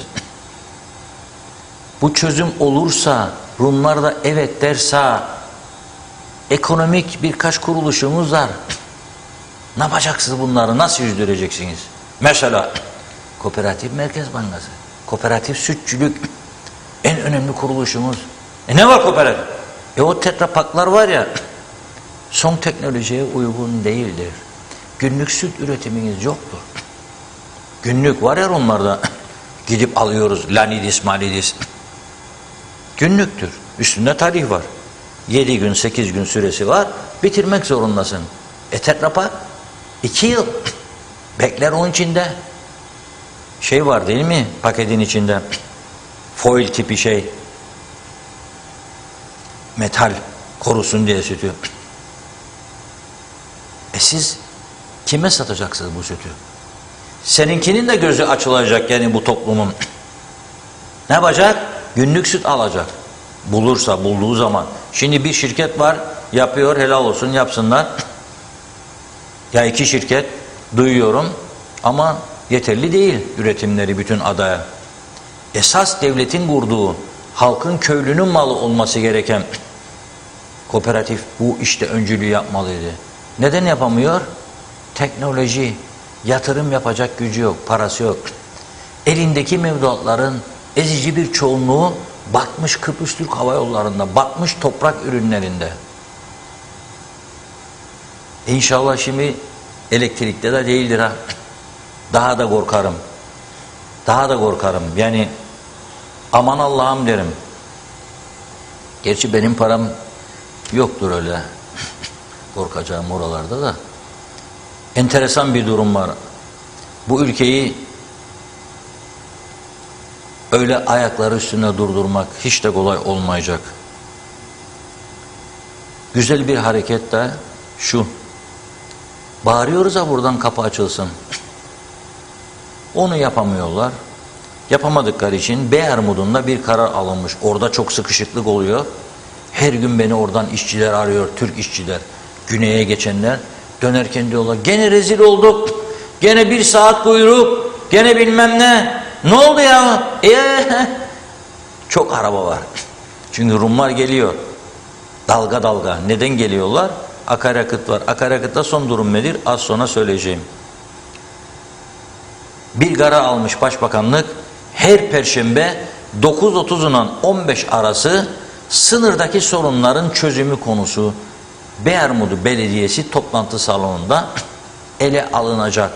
Bu güzeldir. Hatırlarsanız belediyeler referandumu içinde kaç tane çalıştaylar, paydaşlar, maydaşlar, aman Allah'ım aman, aylarca bakanı bakmayanı, çalışanı çalışmayanı, o toplantılarda her kafadan ses 50 kişi, 70 kişi, sonuç yok. Ya hükümetin ömrü yetmedi, ya hükümetin diğer ortağı yanaşmadı. İskele emirnamesi falan filan olmadı. Arkadaşlar, çalıştay paydaş demokratik ülkelerde, medeni ülkelerde olabilir. Burası tiyarensidir. Burası tiyarensidir. Olmaz. Doğruyu bulursun, uzmanlarınla çalışırsın. Eksik bilgilerini de iyi yerlerden toparlarsın. Kararı alır yürürsün. Bunun başka türlüsü yok. 15-20 senedir gelen giden aynı şeyleri söylüyor bize. Hep her sözümüzün sonunda da ama var. Ben de isterim tam gün olsun eğitimde. Dediğinde ama demeye başlar. Ben bu amadan korkarım. Tersi de amadır ha. Bazı kelimeleri vardır. Bilir misiniz? Bir yarışma açsalar çok ilginç sonuçlar çıkar. Ama tersi de ama diye okunur. Bir market var. Alsancak'ta geçerken görürüm. Çok kişiye sorarım. Başlangıç isminden tersi aynıdır. Nedir? Ha, söyleyin, siz Alsancaklısınız. Evet. Başlangıç adı nasıl okuyorsan düz, tersi oku gene aynıdır. Aynı oluyor. Nedir? Ama market adı diyorum. marketin adını mı Sır da söyleyeyim verdim. şimdi? Gördün mü? Bilemedim. Maaşını artık yarışa koyacağım. Bilmece bulmaca yarışması. Koy maaşı diyeceğim. Her ay maaşı alacağım. İleli. O zaman gözünü dört açacak. İleli. İleli var. Evet. Tersinden oku. O da ileli. Okunuyor mesela. Reklama girdi ama. Bir şey değil. Hak etti. Ya. Böyle ilginç isim bu. Mesela su hayattır. Hayat suyu var. Ama ben mesela şu anda hayat suyu içmiyorum burada. Ama onun sloganı çok güzeldir. Niye söylemeyeceğim? Su hayattır. Gerçekten su hayat değil mi? Hiç de programlarda duymuyorum ha. Çok da pahalı ama onu da Ama söyleyelim sizin o sağlık zaman. programlarınıza lütfen daha çok konuşsunlar suyun faydasını. Değil Sorarım, mi? ne kadar su içtin der, böyledir. Aman der, ayacıklarım da tutmaz falan der. Ne oldun derim. Şiş daha bu ayacıklarım da der. Ya o da senin ayakların şişecek yaşlar iyisin. Yürümez mi? Yok. Ne yapan, yere oturur musun? Öyle iş güç çalan. Su diyorum. 2 bardak günde içerim. Olmaz. Olmaz. Öğretmediler bize hiçbir zaman. Öğretmediler. Doktorlarımızdan yana da dertliyim ben. Evet. Biraz daha mesaj diyelim. Evet, Çünkü çok bitti. arttı ama çok önemli bir konuya geçmem lazım. Akaryakıt, yakar yakıt. Tamam, hemen hızlıca başlıyorum o zaman. Emine Durmaz'ın mesajı diyor ki Reşat Bey akşam Yenikent Gönyeli Concord Otel bölgesinde 2 saat kestiler demiş. Yalan, hani 1 saatlik kesinti yalan diyor. Arif Aktepe çok güzel söylüyorsunuz, keşke dinleseler demiş. Biraz altlardan başlayacağım. Zehra Sencer, millet aya uzaya çıkıyor, bizim memlekette gidiyor ama geri vitesi atarak. Ne olacak halimiz? İnşallah maşallah diye diye. Evet, Toper Keskiner, süte de zam, ona buna zam, ne olacak halimiz, çıkış noktamız nedir, çok şey var, hep konuşurlar. Bence Kıbrıs sorunu bitmezse daha çok çekeceğiz. İyi yayınlar, saygılar.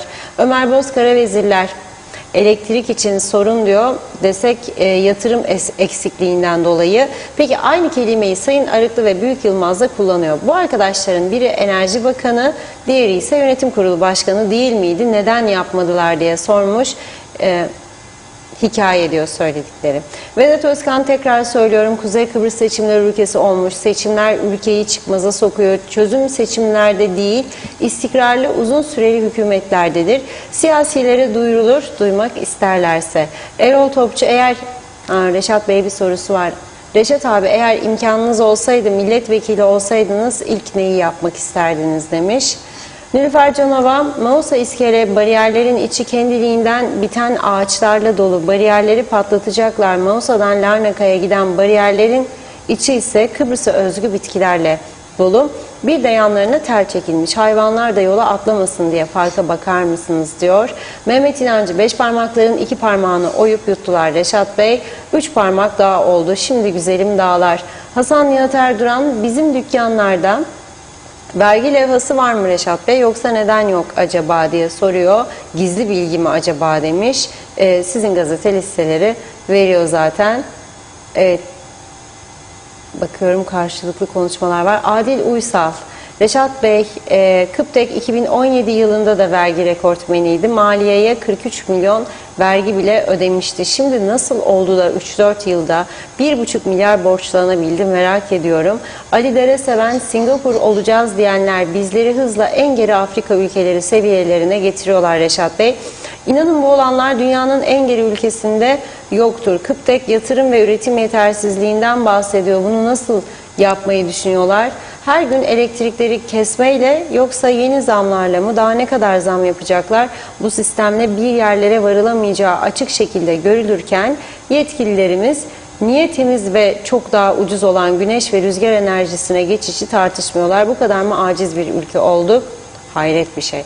Yılmaz Nasiboğlu, aynı partiden olan bakan bile müsteşarı, müdürü, hatta odacıyla şoförü bile değiştirir dedi. Ayşe Güner Mertcan, ilaçta tasarruf ölüm demektir.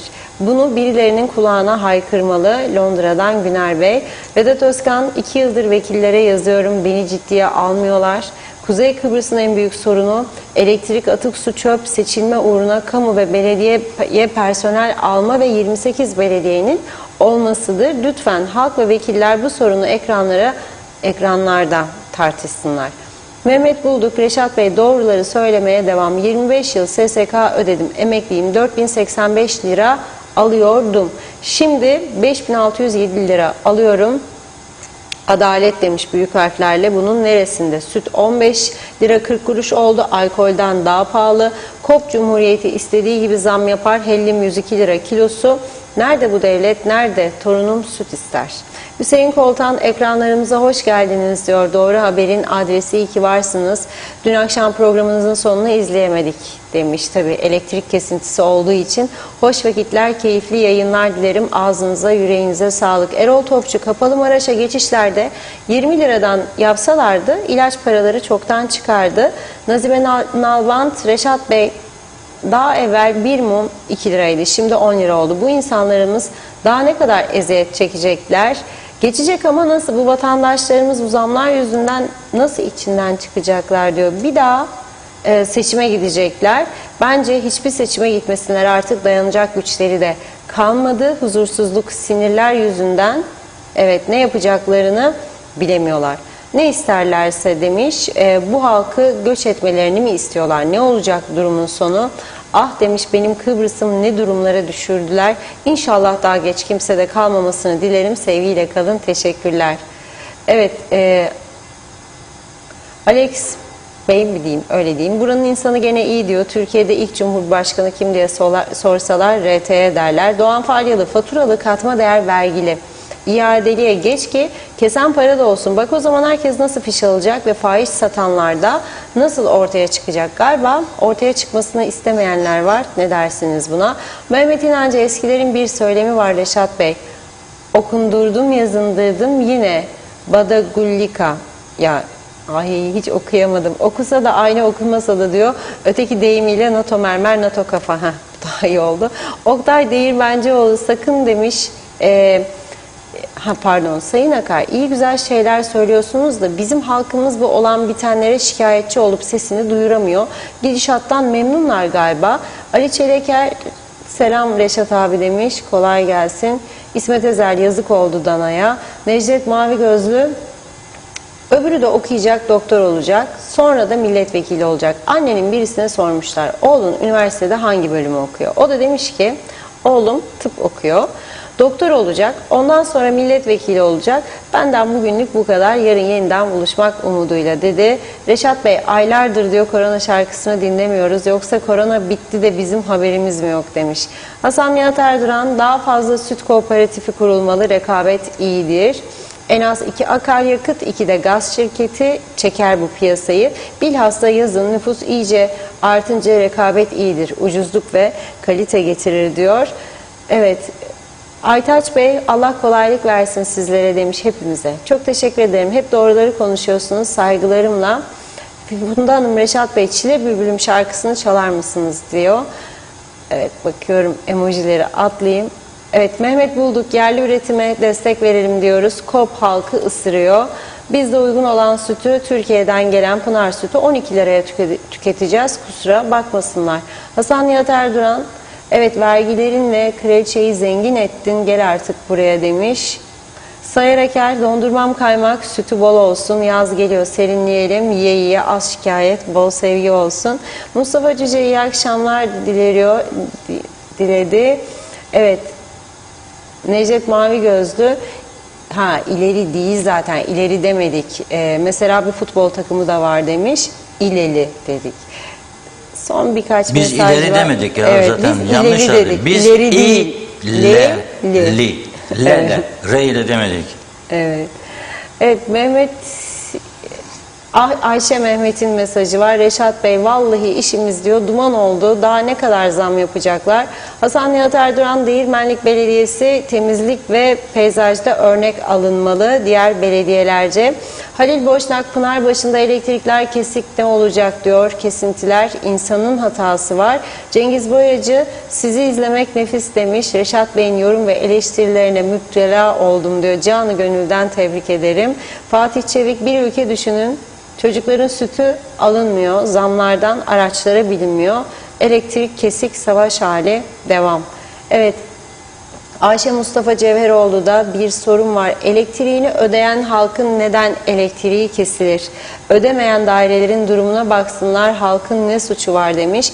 Erkay Kanak, Anavatan Türkiye Cumhuriyeti 2023 yılından sonra kapitülasyonların sona ermesiyle Doğu Akdeniz ve İsrail'e çıkacak olan gaz Kuzey Kıbrıs üzerinden Türkiye'ye, oradan da Avrupa'daki ülkelere verilecek. Bu durum Türk lirasını ve ekonomiyi canlandıracak. Bununla birlikte Kuzey Kıbrıs ekonomisi de güçlenecek. Umudumuz sonsuz. Sonsuz. Hüseyin Koltan, Reşat Bey, Sayın Başbakan'a sorar mısınız? Ucuz olanı alın diyor. Peki hangisi ucuz? Hangisini alalım? Her gün yeni bir zam.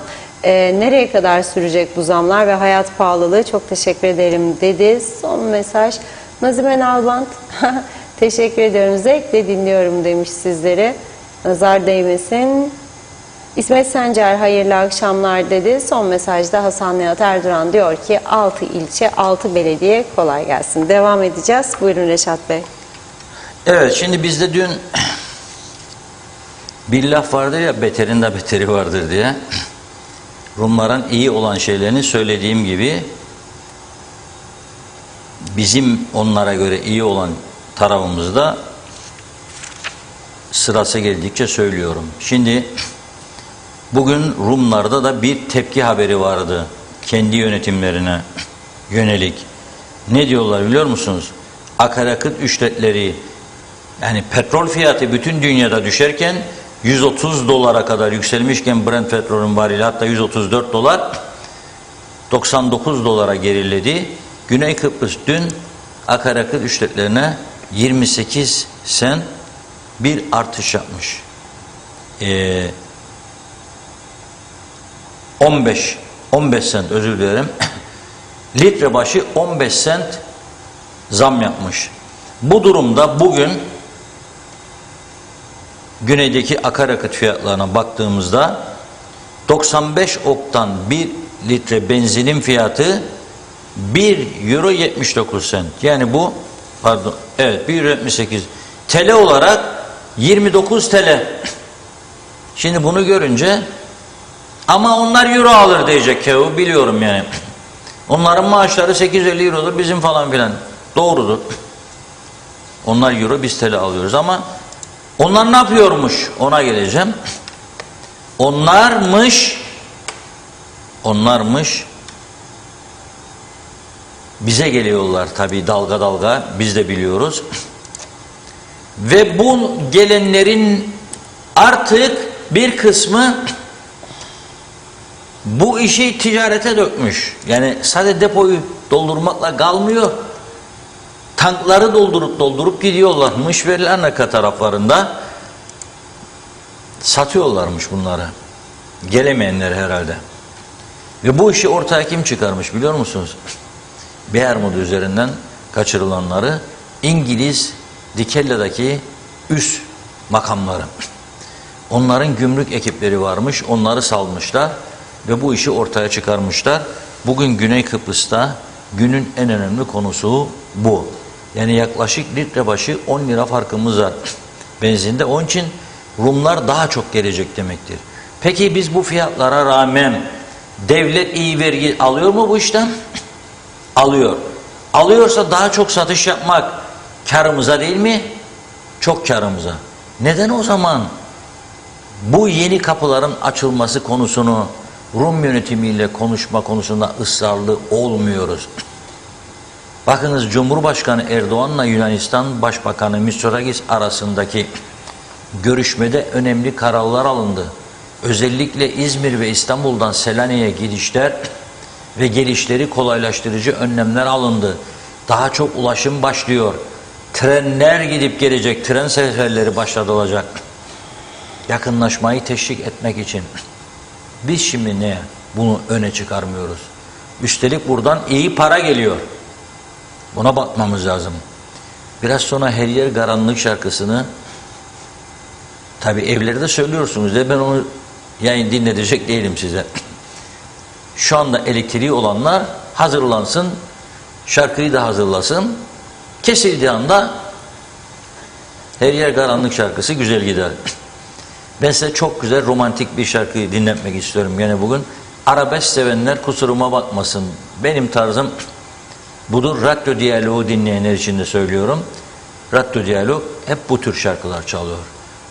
Hafif, romantik parçalar. Hiçbir radyoda bulamayacağınız şarkıları, eskileri özellikle sizlere dinletiyor. Dolayısıyla bu programda da ağırlıklı olarak onları dinletiyoruz. Ama ben beğeneceğinizi umuyorum bu şarkıyı. Romantizm olsun. Hele hele şömine yakanlar, şöminenin yanında şarap bardağını almış eline de bizi izleyenler veya şöminesinin başında yemecik, börecik yapanlar, Havva Hanımlar gibi. Bakın Havva Hanım gene fotoğrafları paylaşmış bizi dinlerken. Yemeciklerini yapıyor, hazırlığını yapıyor. Hafta sonu Havva Rozagi vardır. Gönderdim Sezgin Bey. Bak kendi de aşağıda Havva Hanım sarmış eşeğini de, ne derler o başına sardı, yemenicik. Yemeni yani, Yemeni. Bizim biliyorsunuz Kıbrıslılar, yani çoğunluğumuz bu cik kelimesini çok kullanır. Yap ben de bir bullicik değilim der. Bulli yani. Tavucuk der. Keselim bir tavucuk değilim der. Mesela hellimcik yok mu içinde? Vardı tabii. Börecik, börecik de vardı. Pastellicik, o şimdi tam zamanı. Pekmezli pastelli. Gerçekten olsa da yesek. Evet, dinliyoruz şarkımızı.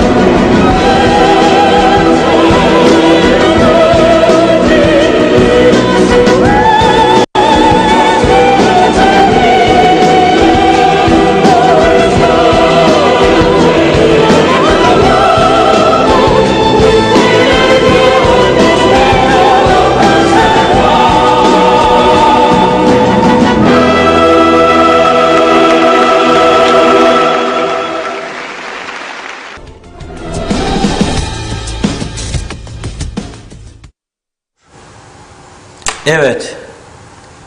Çok güzel bir şarkı dinledik değil mi? İspenterle İsterler isimli bir şarkı. Bu şarkı arkadaşlar az önce Radyo Diyalog'un frekanslarını geçtiler değil mi? Görüyorsunuz 91.3 radyo diyalog. Tabii Lefkoşa'dan Girne'ye giderken veya gelirken, Beşparmaklardan geçerken oralardan o Ciklos'tan ses kaybolduğunda bize kızmayın ha. Yani karıltı kurultu geliyor, Arapça müzikler geliyor, Rumcalar geliyor. Türkiye'deki bazı radyoların frekansları karışıyor. Bu bizden kaynaklanmıyor. Bu TRNC Modernation, yani bu TRNC'ne özel bir yayıncılık şeyi olduğu için, anlayışı. Frekanslarımız da sahte ve kaçak olduğu için, Türkçesi.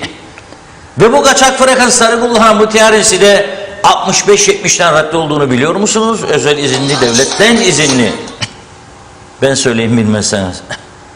Biz müracaat ettiğimizde radyo izleyici için neler yaptılar bize o zamanlar hiç unutmayacağım. Hep kitap olacak bunlar.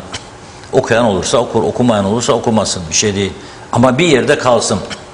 Birilerinin bir şey yapması lazım. Neler çektik? Televizyonu kuracağız. 2013. İzni verdiler, bize frekans vermezler. Neler çektik? Mecbur olduk, gazeteyi öne aldık, sonra televizyonu. 1 yıl geciktirdiler bizi. Yatırım yaptık, 1 yıl para yatırdık. Bu devletin olan, bu devletin kiraya verdiği, bu sanayideki yayın yaptığımız bu stüdyoları büyük sterlin paralar verdik. Sterlin de aldık. İcarımız. Bu KKTC devleti neler yaptı neler. Düşünün siz 260.000 sterlin kazanmak için namuslu ve dürüstlü bir insan kaç sene çalışacak? Yatırım yapacaksın, bunun bedelini ödüyorsun. Hani yatırım içinde bu sanayi? Ne vermiyorsunuz isteyene? Yatıracak olana, gerçek yatırımcıya. Ama zamanında birçok insana fazladan vermişler. Şimdi o fazladan alanlar satıyorlar. 100.000 yer, 200.000 yer, 300.000 yer dönüyor. Neyse, geçtim bunu. Radyo için de aynı şikayet çektik. Havadan diyor, geçen frekansı yakalayın, gelin bize söyleyin verelim. Anlamadım dedim, sinek mi avlıyorum ben? Hop dedim, yakalıyorum. Frekansı, dalga mı geçersiniz bize? Ha böyle değil dediler. Yapma ya dedik. Yapmayın bize bunu dedik. Öyle. Peki bu izin verdiğinizde çalışmayan veya şudur budur falan filan radyolar. Ben onu iptal edemem diyor. Kim yarattı bu kanunu? TRNC. Evet. Şimdi elektrik kurumu elektrikleri kesiyor. Bakın kendi açıklaması. Bu işin yalanı yok. Şimdi ben konuşurken devletin resmi kurumu olan Bayrak Haber'den de geldi. Okuyorum size. KıPTEK yani elektrik kurumunun açıklaması. Üretim yetersizliği ve yatırım eksikliği ile nedeniyle 16-15 ile 22 saatleri arasında KKTC genelinde birer saatlik dönüşümlü kesinti yapılıyor. Dün de vardı, evvelki gün de vardı. Çok da tepkiler okudum sosyal medyada, Facebook'ta. Ama mühim olan elektriğin kesildiği saat tepki koymak değil. Mühim olan bu kurum çalındığı zaman, vurulduğu zaman, hırsızlıklar yapıldığı zaman, ihale yolsuzluklar yapıldığı zaman yargıya taşınan dosyaların sonuçlanmasını istemeydi. Hiçbir istemedi. Mesele yok diye kapanan dosyalara kimse tepki koymadı. Olduğu yerde kaldı. 100 milyonlarca eurolar gitti. Şimdi bana yatırım eksikliği diyorlar. Biz yaptık, biz yarattık. Afiyet olsun. Kaynadın bir bardak su için. Şimdi karanlıkta bağırıyoruz. Niye bağırıyoruz? Başka bir şey söyleyeceğim. Ya düşünün siz, 1,5 milyar borcu var. Ve dün bir haber geldi Mausa'dan önüme. Mausa muhabirini aradım. Oğlum dedim, şaka etmen ya bize. Hüseyin kardeşim. Yok Reşat Bey dedi, mahkeme oldu bugün dedi. Bir işe tutuklandı dedi. 894 kilo kaplo çalmışlar. Götürdüler bir hayvan mandırasına, Derinya sınır bölgesiyle. Kimin aklına gelecek? Mausa'daki daireden yürüt, götür Derinya'daki hayvan barınağının içine, mandıra, ineklerin olduğu yerin içine. 894 kilo. Bu Bolu'dan bir tane. İhbar almış polis, gitti baskın düzenleri bulmuş. Tellerin üstündeki plastikleri soyuyorlarmış, içindeki bakırı İyi paraya satıyorlarmış. Çalıyor kurumdan, götürüyor, soyuyor. Üstündeki plastiği, teri satıyor. Elektrik kurumu, hani şu böyle özerk falan derdi arkadaşlar. Özerkleşme, yok özerk olmaz da işte falan bakalım. Çay iştaylar, paydaşlar, maydaşlar. Yahu memleketi mahvettiler.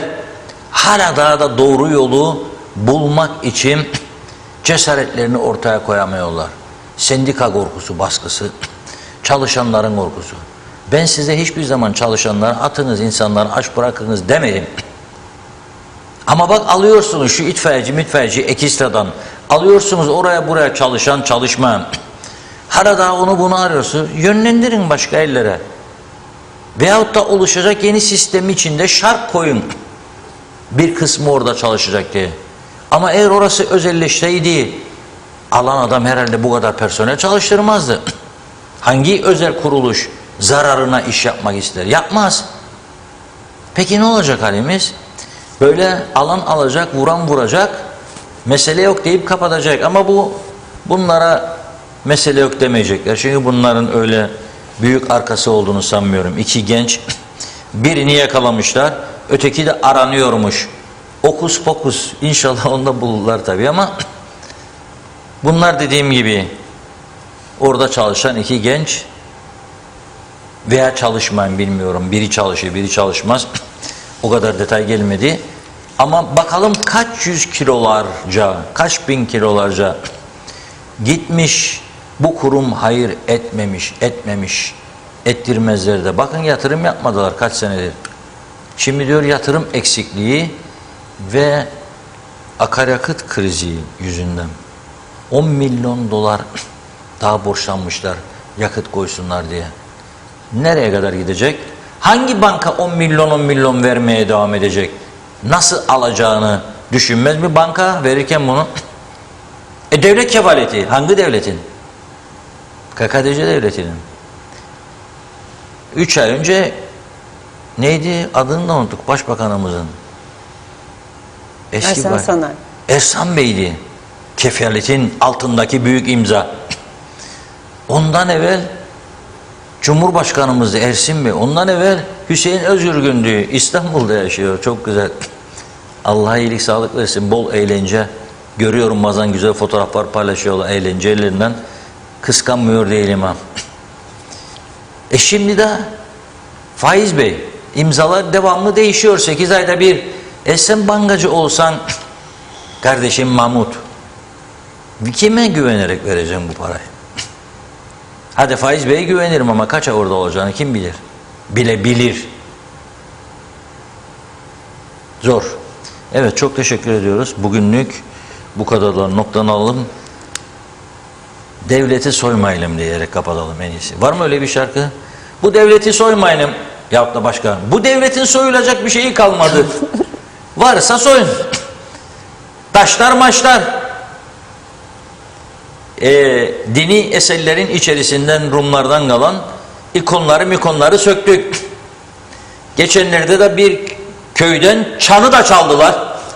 Kilisenin çok değerli mi çanı? Onu da herhalde ağır metal olarak satacaklardı çanı. Halbuki onun tarihi değeri çok daha fazla. Kalmadı bir şey. Kapıları pencereleri kalan kilise varsa Allah kerim. Buyurun. Çok teşekkür ediyoruz Reşat Bey, size değerli yorumlarınız için. İzleyicilerimize de çok teşekkür ederek bugünü de bu şekilde noktalıyoruz. Yeniden görüşünceye dek hoşça kalın.